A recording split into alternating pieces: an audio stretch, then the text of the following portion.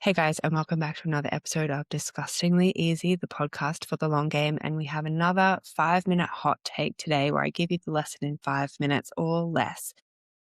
And today I'm going to speak to something, I guess, as I normally do, that might land a little uncomfortably, but I say it with love on my lips. Because sometimes the most loving thing that we can do is tell the truth clearly, or as a friend of mine says, the truth speeds up the inevitable. So here it is. When you abandon yourself, you abandon everyone. I work with a lot of mothers, and one of the most common things I hear is I can't do XYZ with regards to taking care of my health because I'm too busy taking care of everyone else. And I want to be really clear. I understand where this comes from. I am a mom. I know firsthand how women are conditioned to be the glue, the regulator, the emotional center of gravity. And regardless of your upbringing, your relationship dynamics, your feminism, it can be a role that society allows us to fall into so seamlessly that we can forget ourselves in the process or forget that it doesn't have to be this way. But there was one conversation with a client last year that changed something in me as a coach, even after someone who's been coaching for nearly a decade, because I knew what I was about to say would be uncomfortable for her, and I knew it mattered. I also knew that I needed to let go of the idea of being my client's friend and focus on being the coach that she pays me to be. Danielle Laporte says that you can say anything with love on your lips. So that's how I said it. I responded to her check-in, a check-in where she had outlined all the reasons why she had no time, no capacity to implement the long game lessons for herself. And I said, I don't think that's true. I think you do these things for your family for two reasons. One, as a way of avoiding and abandoning your own needs because the idea of failing at what you set out to do is too frightening. And two, as a source of validation, because following on from point one, I don't think you know how to give that to yourself. I told her to go and do her check-in again, to give me more detail, to stop skimming over things, minimizing things, stop avoiding depth, because that is why we're here right now. That's how you got into a situation that you now want support to get out of. And that's what you're paying me for. And it was days until I heard back from her. I just let it hang there. And she eventually responded and told me that she'd been really angry with me for what I said and that no one in her life spoke to her that way. No one called her up like that, which honestly I expected. But once the anger settled, she realized I was right. And that opened the door to a real, honest, life-changing conversation.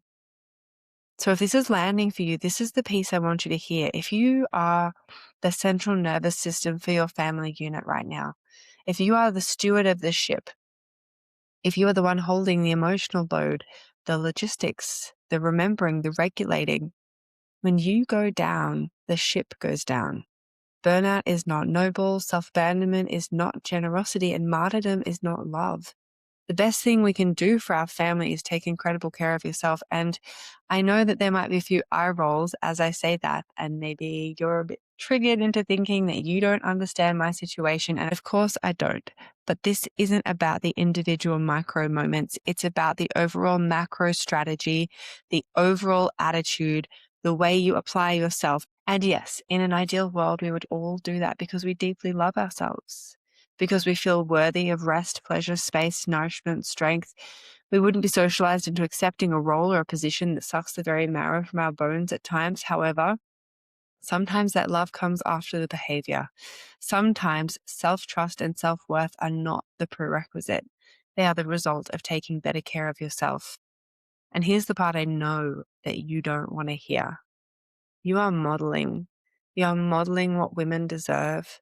You are modeling what love looks like. You are modeling what exhaustion looks like. You are modeling what boundaries look like. You are modeling what your children will tolerate, expect, accept in their own lives.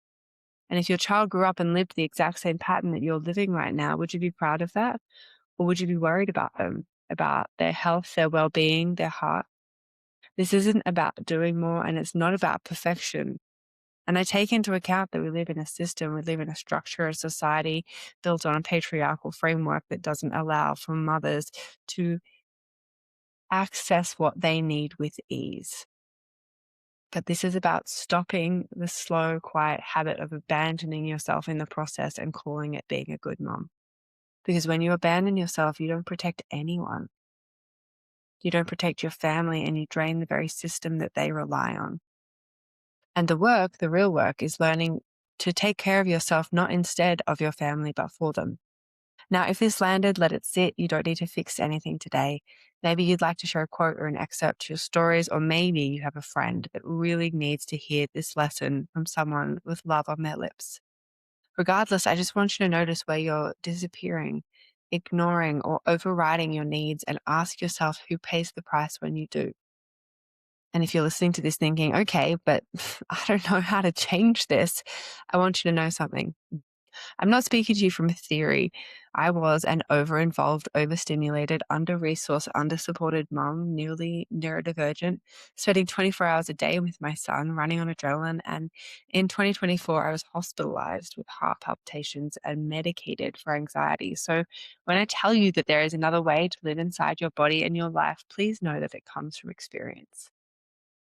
When you come into my world and my coaching, and if you ever choose to come into the long game, you're not handed a rigid plan and told to just do better. TLG is not prescriptive. I don't tell you what to eat. I don't tell you how to move. I don't tell you who to be. But I do educate you around health, nutrition, training, nervous system regulation, mindset, identity, capacity. And then over 12 months, I teach you how to slowly integrate this into your real life. A life that includes motherhood, neurodivergence, work, overwhelm, relationships, fluctuating capacity. This is about learning to take care of yourself without abandoning your life or burning everything down. So if you're ready to stop disappearing in the name of coping, if you want to learn a steadier, kinder, more sustainable way to live in your body, you can find the details of the long game via the link in the show notes below, or send me a DM on Instagram with the word ready, and we'll start a conversation. You don't need to become someone else. You just need support to stop abandoning yourself. And more than anything, of course, remember, when nothing is certain, anything is possible. You've got this, and I've got you.